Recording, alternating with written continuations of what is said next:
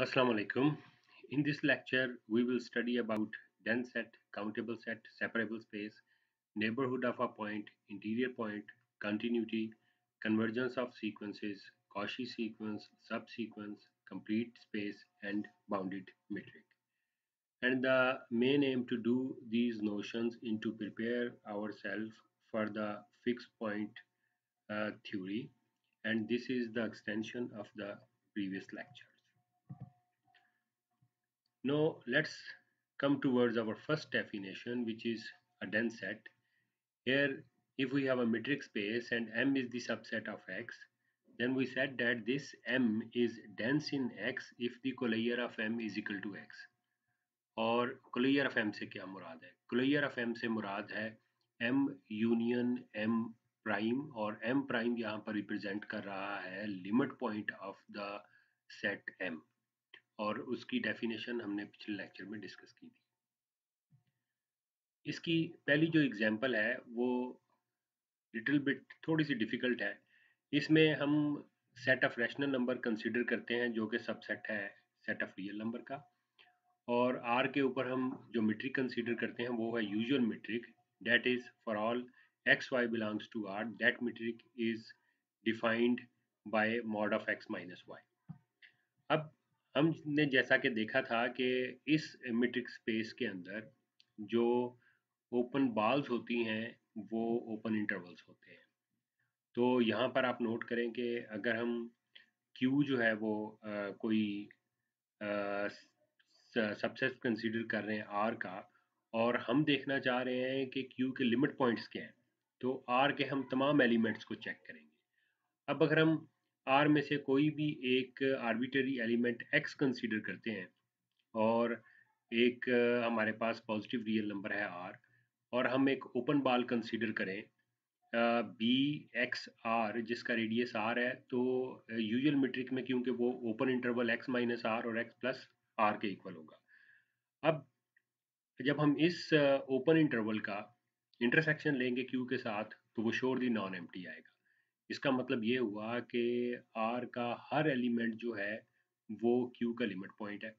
अगर वो क्यू का लिमिट पॉइंट है तो कलेयर ऑफ क्यू किसके बराबर होगा? वो इक्वल होगा Q union limit point of Q, जो कि इक्वल आ जाएगा क्यू यूनियन आर के, और यू हमारे पास कलेयर ऑफ क्यू जो है वो आर के इक्वल आ जाएगा,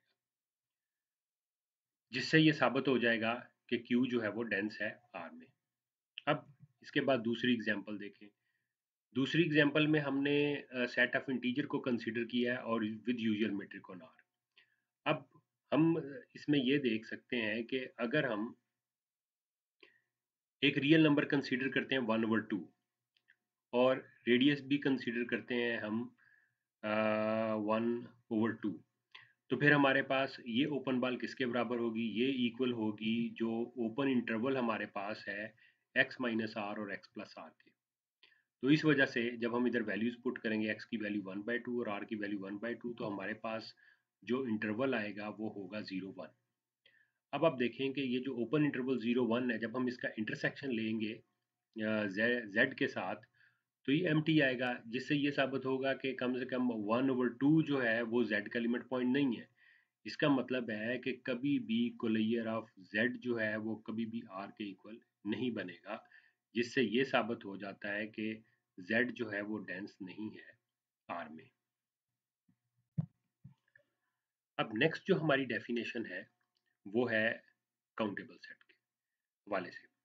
अब इस डेफिनेशन का मीट्रिक स्पेस से कोई ताल्लुक नहीं है। ये डेफिनेशन है क्या कि अगर कोई भी हमारे पास सेट ए है, और अगर हम एक ऐसा फंक्शन फाइंड करने में कामयाब हो जाएं जो कि ए से एन पर 1 1 और ऑन टू हो, यानी इट मीन्स कि if that function F is a bijective one, then we said that this set A is countable set, and here this n is representing the set of natural number। और अगर finite हो फिर भी हम countable कह सकते हैं। तो इस ये जो वर्ड है काउंटेबल, इसका जो वर्ड हम कहते हैं जिसको गिना जा सके, उर्दू में जैसा मीनिंग लेते हैं, इससे उससे कोई मुराद नहीं है।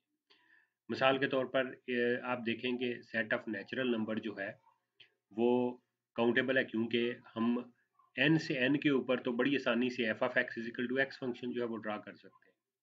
इसी तरीके से z भी प्रूव किया जा सकता है कि ये एक काउंटेबल सेट है। किस तरीके से भला कि आप देखेंगे कि z के हर एलिमेंट को 0 को हम मैप कर देते हैं 1 के साथ, फिर उसके बाद -1 को 1 के साथ, फिर उसके बाद 1 को 2 के साथ, फिर उसके बाद 2 को 3 के साथ, -2 को 4 के साथ। मीन्स z के हर एलिमेंट को n के हर एलिमेंट के साथ मैप किया जा सकता है। तो जिससे ये साबित हो जाता है कि z काउंटेबल है। और ये थोड़ी सी आगे डिफ़िकल्ट एग्जांपल है जो बड़ी आसानी से हमें मिल जाती है कि क्यू भी हम इसी तरीके से साबित कर सकते हैं, ये भी एक काउंटेबल सेट है। और सेट ऑफ रियल नंबर जो है वो काउंटेबल नहीं होता, सेट ऑफ इरेशनल नंबर जो है वो काउंटेबल नहीं होता। इसी तरीके से जो इंटरवल्स हैं वो भी काउंटेबल नहीं होते। Now let's come to the next definition which is separable space. अब हमारे पास अगर कोई मीट्रिक स्पेस X है तो हम कहते हैं कि ये x जो है वो सेपरेबल है अगर ये काउंटेबल डेंस सबसेट जो है वो रखता हो। जैसे आप देखें जब हमने यूजुअल मीट्रिक आर्क को कंसीडर किया था, यूजुअल मीट्रिक ऑन आर को, तो हम देख रहे थे कि q जो है वो सेट ऑफ रैशनल नंबर है जो डेंस है r में। तो इसका मतलब हुआ हमने एक काउंटेबल डेंस सबसेट जो है वो इसका r का ढूंढ लिया है, इस वजह से r जो है वो सेपरेबल स्पेस है। अभी हमारे पास नेक्स्ट थ्योरम है। इस थ्योरम में ये बताया गया है कि अगर x कोई मीट्रिक स्पेस है और a सबसेट है x का, तो ये डेंस होगा अगर a जो है वो x के ओपन सेट्स के साथ जो है वो नॉन एम्प्टी इंटरसेक्शन रखे। इसी तरीके से आप कैसे, क्योंकि ये रिवर्स में भी है, अगर सेट a का x के ओपन सेट के साथ इंटरसेक्शन, हर ओपन सेट के साथ इंटरसेक्शन नॉन एम्प्टी हो, तो फिर a जो है वो डेंस होगा। मिसाल के तौर पर देखें, ये थ्योरम हमें बड़ा इजी टूल प्रोवाइड करता है चेक करने के लिए। अब यूजुअल मीट्रिक आर के अंदर जो ओपन हमारे पास सेट्स होते हैं वो इंटरवल्स होते हैं। अब अगर हम इंटरवल्स की बात करें, ओपन इंटरवल्स होते हैं, ओपन इंटरवल्स की बात करें तो सेट ऑफ रैशनल नंबर जो है जब हम उसका इंटरसेक्शन लेते हैं किसी भी ओपन इंटरवल के साथ, तो आप देखेंगे कि वो हमेशा नॉन एम्प्टी होगा। तो और इसके अलावा अगर हम बात करें सेट ऑफ नेचुरल नंबर की, तो ऐसे ढेर सारे आपको ओपन इंटरवल्स मिल जाएंगे जिनका इंटरसेक्शन जब आप n के साथ लेंगे तो वो एम्प्टी होगा। तो इससे क्या मुराद हुई कि q जो है वो डेंस है r के अंदर और n जो है वो डेंस नहीं है r के अंदर। Our next definition is neighbourhood of a point. अगर x कोई मीट्रिक स्पेस है और x नॉट जो है वो बिलोंग करता है x को, और हमारे पास एक सेट n है जो कि एक्स नॉट को कंटेन करता है, तो हम कहते हैं कि a set n is the subset of x is called neighborhood of x naught if there exists an open ball b x naught epsilon, यानी रेडियस जो मर्जी हो उसका कम से कम एक ओपन बॉल हमें मिलनी चाहिए कि जिसका सेंटर जो है वो x नॉट है और वो अगर सबसेट है n का, तो फिर हम कहेंगे कि n जो है वो नेबरहुड है एक्स नॉट का। फॉर एग्जांपल आप देखें, अगर हम यूजुअल मीट्रिक के अंदर ओपन इंटरवल, अगर हम फॉर एग्जांपल पॉइंट कंसीडर कर लेते हैं 5। अब आप नोट करें उस 5 के लिहाज से हम एक इंटरवल कंसीडर करते हैं, ओपन इंटरवल 4 6। अब उस 5 को सेंटर मानते हुए, क्योंकि जो ओपन बॉल्स हैं वो भी ओपन इंटरवल है, तो एक ऐसा इंटरवल जो है वो कंस्ट्रक्ट किया जा सकता है 4 6 के अंदर, जैसे 4.5 और 5.5, जो कि जिसका जो सेंटर है वो 5 होगा और ये सबसेट होगा हमारे पास 4 6 का। तो इस वजह से 4 6 जो है वो नेबरहुड होगा 5 का। इस तरीके से और ढेर सारी एग्जांपल भी जो है वो कंस्ट्रक्ट की जा सकती है। नेक्स्ट हमारे पास डेफिनेशन है इंटीरियर पॉइंट की, कि अगर हमारे पास एक्स डी कोई मीट्रिक स्पेस है और ए सबसेट है एक्स का, तो हम क्या कहेंगे कि a point x not belongs to x, ये इंटीरियर पॉइंट कहलाता है ए का अगर एक ऐसी ओपन बॉल एग्जिस्ट करती हो जिसका सेंटर जो है वो एक्स नॉट हो, रेडियस जो है वो आर हो, such that B X not R is the subset of A. ये कंडीशन जो है बिल्कुल इसी तरीके से है जिस तरीके से नेबरहुड में है। तो इस लिहाज से अगर आप देखेंगे तो अगर हम ये कंडीशन सेटिस्फाई होती हो तो फिर श्योरली सेट ए जो है वो नेबरहुड भी होगा एक्स नॉट का। लेकिन यहाँ पर हम इंटीरियर पॉइंट्स को जब हम डिस्कस कर रहे हैं तो पहले हमारे पास जो है यहाँ पर एक सेट है और उसके बाद हम इंटीरियर पॉइंट्स जो है वो फाइंड करने की कोशिश कर रहे हैं। Set of interior points of A जो है वो कहलाता है इंटीरियर ऑफ ए कहलाता है और उसके लिए हमारे पास ये नोटेशंस भी होती हैं और ये लार्जेस्ट ओपन सेट होता है जो कि ए को कंटेन करता है। Next we have a definition of continuity. A function f x d to y d prime is called a continuous at a point x naught belongs to x if for any epsilon greater than 0 there exists a delta greater than 0 such that d prime of f of x naught is less than epsilon for all those x which are satisfying this condition dx x naught is less than delta। और यहाँ पर जो D prime है ये metric है y के अंदर, इसका डेरिवेटिव से कोई ताल्लुक नहीं है और ये जो डी मीट्रिक है ये है x के अंदर। या इसी वजह से आप देखें जब हमने एफ ऑफ एक्स नॉट और एफ ऑफ एक्स को कंसीडर किया है तो फिर ये पॉइंट हमारे पास क्योंकि y में होंगे तो इसके ऊपर डी प्राइम मीट्रिक जो है वो अप्लाई होगी और x और x नॉट पॉइंट जो है वो इस कैपिटल एक्स में से होंगे, इसी वजह से इसके ऊपर डी मीट्रिक अप्लाई होगी। यानी हम कह सकते हैं कि हर पॉजिटिव रियल नंबर के लिए अगर ये मीट्रिक जो है वो लेस देन हो हर पॉजिटिव रियल नंबर से तो उसके करस्पॉन्डिंग जिस पॉजिटिव रियल नंबर को आप फर्स्ट प्लेस पे कंसीडर कर रहे होंगे उसके लिहाज से एक डेल्टा भी एग्जिस्ट कर रहा होगा कि सच डैट डी मीट्रिक के लिहाज से एक्स एक्स नॉट जो है वो लेस देन डेल्टा होगा। कई दफ़ा इसकी ये अल्टरनेटिव डेफिनेशन भी की जा सकती है कि अगर हमारे पास एफ एक्स टू वाई जो है वो कंटिन्यूस होता है एट एक्स नॉट इफ हर एप्सिलॉन के लिए एक डेल्टा एग्जिस्ट करे सच डैट अगर x जो है वो बिलोंग करे open ball with center x naught delta then this implies that f of x belongs to an open ball with center f of x naught and its radius is epsilon. Next we have a theorem okay, if f x d to y d prime is continuous at x naught belongs to x, then we have that f inverse g is open in x whenever g is open in y where f of x naught belongs to g। और इसी तरीके से अगर ये condition satisfy हो जाए क्योंकि if and only if है तो अगर दूसरी कंडीशन सेटिस्फाई हो जाए तो पहली कंडीशन जो है वो ट्रू होगी। Next we have the convergence of the sequence कि लेट एक्स नॉट कोई सीक्वेंस है हमारे पास x1 x2 up to so on और आपको मालूम होगा कि जो भी सीक्वेंस होते हैं उनमें इन्फिनिट टर्म्स होती हैं और ये मीट्रिक स्पेस एक्स डी के अंदर है। तो हम कहते हैं कि ये जो सीक्वेंस एक्स एन जो है बाज़ दफ़ा इसको इधर ये स्मॉल ब्रैकेट्स की या पैरेंथेसिस में भी लिखा जाता है लेकिन ज़्यादातर मीट्रिक स्पेसिस में यही नोटेशन यूज़ होती है। तो ये सीक्वेंस जो है वो एक्स एन ये कन्वर्ज करेगा x and this x is from capital x if limit n approaches to infinity dxn x is equal to 0। या दूसरे लफ्ज़ों में हम इसको यूं भी कह सकते हैं कि limit n approaches to infinity x n x के बराबर है या फिर x n approaches to x as n approaches to infinity. Alternatively इसको यूं भी डिफाइन किया जाता है कि we say that x n approaches to x if for every epsilon greater than 0 there is an n not belongs to the set of natural numbers such that dxn x is less than epsilon for all n is greater than n naught। और इस definition को आप देख रहे होंगे कि अगर इसमें यूजुअल मीट्रिक हम पुट करें तो ये हमारे पास वही डेफिनेशन बन जाती है जो हम जो नंबर सीक्वेंस होते हैं वहाँ पर कन्वर्जेंस ऑफ सीक्वेंस जो है उसको डिफाइन करते हैं। Next we have a theorem that a convergent sequence is bounded कि जितने भी कन्वर्जेंट सीक्वेंस होते हैं बाउंडेड होते हैं और अगर एक्स एन अप्रोच करे एक्स को और वाई एन अप्रोच करे वाई को तो फिर d x n y n जो है ये अप्रोच करेगा डी एक्स वाई को।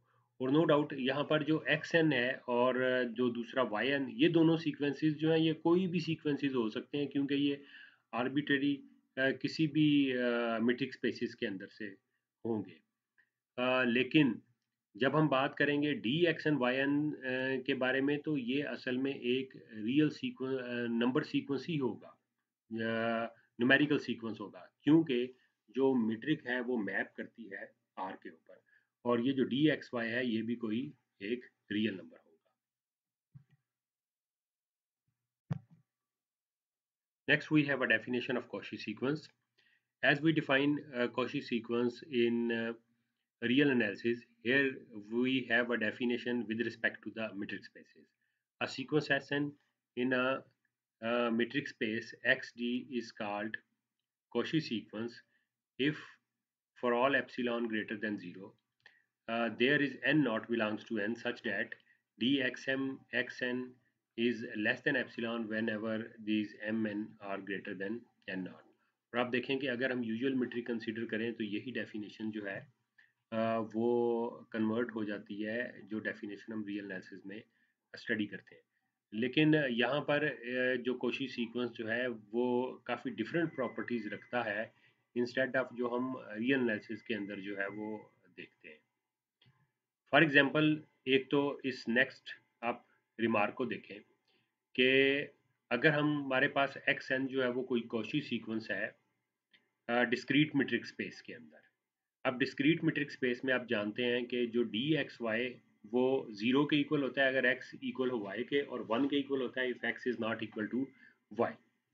तो अगर हम epsilon is equal to 1/2 consider करते हैं तो फिर जाहिर बात है इस 1/2 के करस्पॉन्डिंग एक n नॉट जो है वो एग्जिस्ट करेगा, क्योंकि हम पहले से ही कह रहे हैं कि एक्स एन जो है वो एक कॉशी सीक्वेंस है।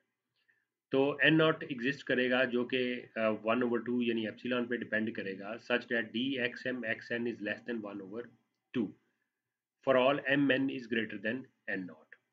यानी एन नॉट के बाद अब जो टर्म्स हैं वो कैसी सिचुएशन होगी उनके लिए कि d x m x n less than 1/2 सिर्फ उसी सूरत में डिस्क्रीट मीट्रिक के अंदर हो सकता है अगर d x m x n की वैल्यू जो है वो 0 के बराबर हो। और अगर ये वैल्यू 0 के बराबर होगी तो इसका क्या मतलब होगा कि एक्स एन और एक्स एन जो है वो दोनों आपस में इक्वल होंगे। Late say we say this equal value to be x. तो इसका क्या मतलब हुआ? इसका मतलब ये हुआ कि कौशी सीक्वेंस जो है अगर हम इस मीट्रिक स्पेस के अंदर कंसीडर करें डिस्क्रीट मीट्रिक स्पेस के अंदर, तो वो फाइनाइट टर्म्स के बाद जो है कांस्टेंट सीक्वेंस जो है वो उसमें कन्वर्ट हो जाएगा। नेक्स्ट हमारे पास थ्योरम है कि अगर कन्वर्जेंट सीक्वेंस जो है मीट्रिक स्पेसिस के अंदर हो तो वो ज़रूर कौशी होगा। रियल एनालिसिस में भी ऐसा थ्योरम होल्ड करता है which is known as the Cauchy criterion, जो कहते हैं हम जिसे स्टेट किया जाता है कि a sequence of real number is Cauchy if and only if it is convergent।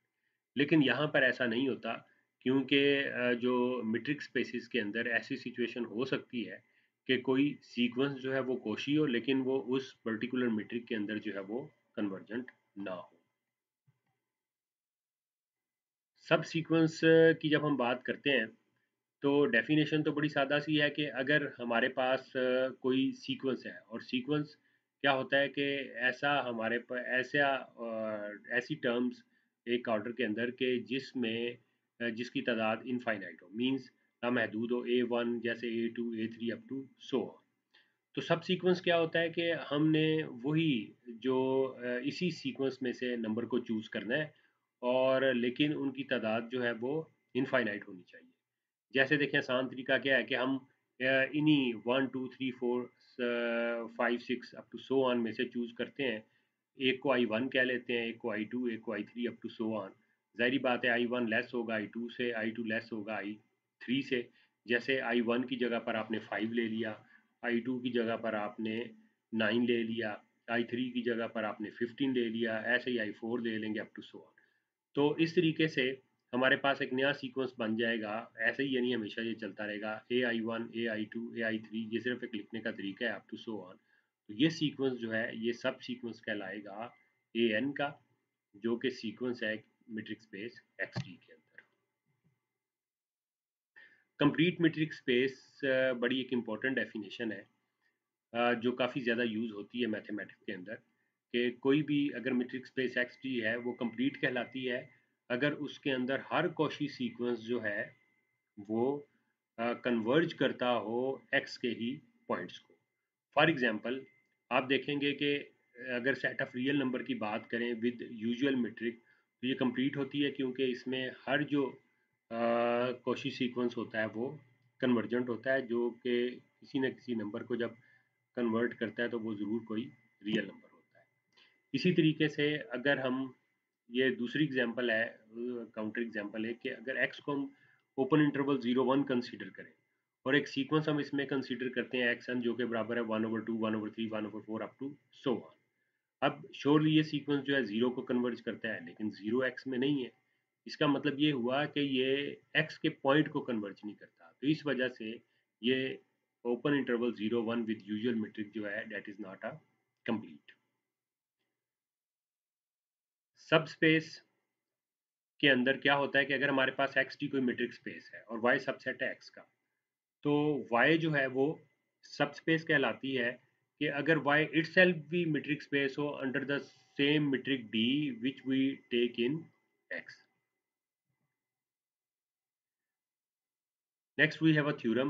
A subspace of a complete metric space XD is complete if and only if Y is closed in X. कि अगर हमारे पास x t कोई complete metric space है तो इसकी हर सब space जो है वो क्लोज्ड होगी एक्स के अंदर, और अगर हमारे पास वाई जो है वो क्लोज्ड है एक्स के अंदर, तो वाई फिर एक्स टी की एक कंप्लीट मीट्रिक स्पेस जो है वो होगी। नेक्स्ट कुछ एग्जांपल्स हैं कि जैसे डिस्क्रीट जो हमारे पास स्पेस होती है वो कंप्लीट होती है क्योंकि डिस्क्रीट स्पेस के अंदर जो है जब हम कोई भी कॉची सीक्वेंस कंसीडर करते हैं तो वो फाइनाइट टर्म्स के बाद जो है वो कांस्टेंट सीक्वेंस जो है उसमें कन्वर्ट हो जाता है। जब कांस्टेंट में कन्वर्ट हो जाता है तो हर पॉइंट जो है वो फिर उसी डिस्क्रीट मीट्रिक स्पेस को बिलोंग करता है। इसके अलावा अगर हम सेट ऑफ इंटीजर को कंसीडर करें 0 1 +-1 +-2 अप टू सो ऑन, तो ये विद यूजुअल मेट्रिक जो है वो कंप्लीट होती है।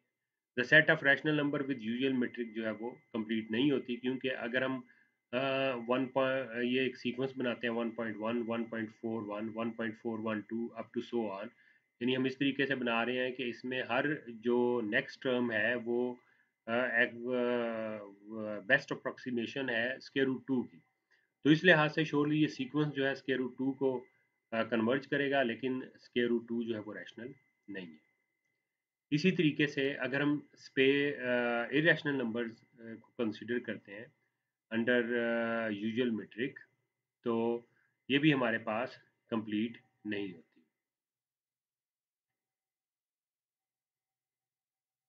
फॉर एग्जांपल अगर हम इन ओपन इंटरवल्स को कंसीडर करें -1 1 -1/2 1/2 फिर -1/3 1/3 अप टू सो ऑन, कि जनरल जो हम सीक्वेंस ले रहे हैं वो -1/1/n है।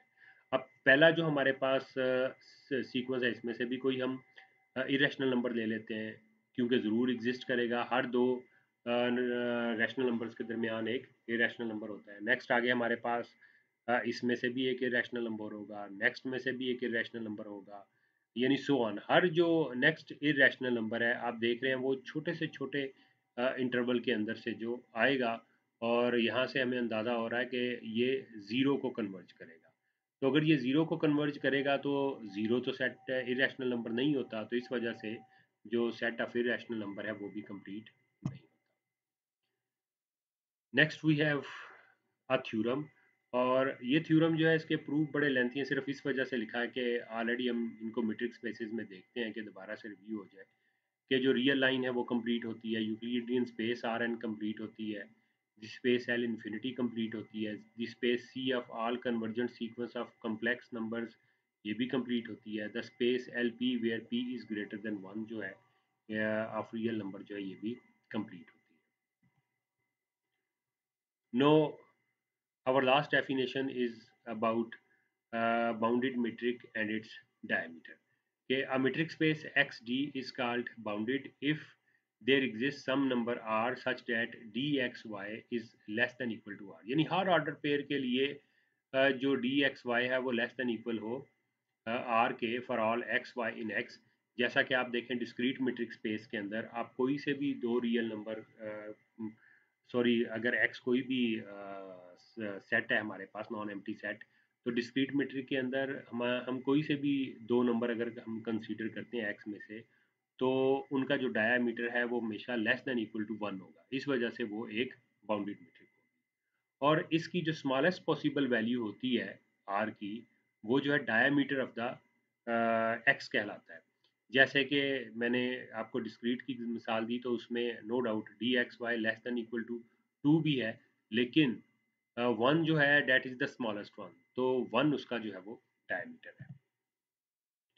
नेक्स्ट आगे थ्योरम है कि अगर एक्स डी वन और वाई डी टू जो है ये दोनों कंप्लीट हो, तो एक्स क्रॉस वाई ये भी कंप्लीट मीट्रिक स्पेस होगी। और एक्स क्रॉस वाई से क्या मुराद है वो नीचे यहाँ पर नोट में लिखा गया है कि डी अगर कोई मीट्रिक है एक्स क्रॉस वाई के अंदर, तो उसको हम यूं डिफाइन करते हैं कि डी एक्स वाई जो है वो इक्वल होता है maximum of D one of X I 1 X I 2 या D two of eta one और ईटा टू, यानी डी वन और डी टू जो हम मीट्रिक कंसीडर करेंगे, इन दोनों में से जो मैक्सिमम वैल्यू होगी that will be consider as d x y.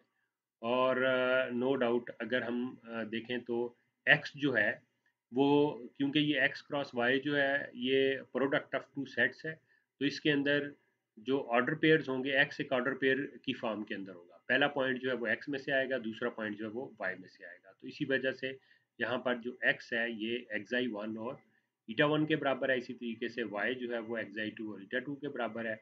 और नो डाउट ये x one x two x में से हैं और eta one eta two y में से है। Now, thank you very much for your attention. Meet you इंशाल्लाह इन द